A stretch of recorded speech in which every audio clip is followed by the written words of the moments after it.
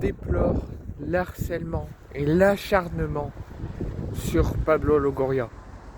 Comme vous le savez, je vous en ai parlé ces derniers jours et je pense que vous en êtes informé via les informations, via DAZN, via tous les journaux sportifs, sur l'affaire de l'arbitrage en France, sur l'affaire de l'arbitrage en Ligue 1, mais surtout après le match contre Auxerre, après le craquage de Pablo Longoria, après le match contre Auxerre et à la suite du non-penalty donné sur une faute flagrante sur Quentin Merlin et le carton rouge de Derek Cornelius, où il disait corruption, championnat de merde, si nous avons une place en Super League, nous quitterons la Ligue 1 et plein d'autres propos. Et ça a porté à une certaine indignation et à une certaine colère dans le monde du football ces dernières heures, notamment avec les arbitres. Tous les arbitres vont s'unir dès aujourd'hui contre Pablo Longoria et contre l'Olympique de Marseille.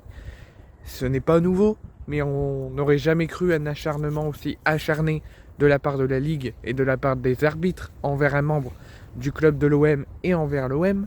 On avait déjà un acharnement extraordinaire déjà depuis plusieurs saisons sur les interdictions abusives de déplacement, sur les sanctions abusives pour les joueurs mais aussi pour les membres de la direction.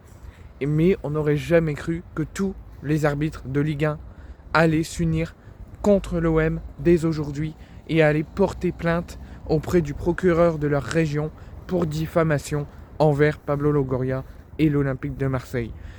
J'aurais jamais imaginé, déjà je connais l'absurdité de la Ligue, je connais l'absurdité des arbitres et qui sont contre l'OM et qui sont contre ce club par rapport à d'autres clubs qui les sanctionnent différemment, notamment le Paris Saint-Germain, avec Pablo Longoria, Mehdi Benassia qui pète un câble, Mehdi Benassia qui pète un câble à Lyon, qui prend 6 matchs, Longoria qui pète un câble avant-hier contre Auxerre, qui risque 12 matchs de suspension, de même que Rulli et Ravanelli, mais aussi Luis Campos.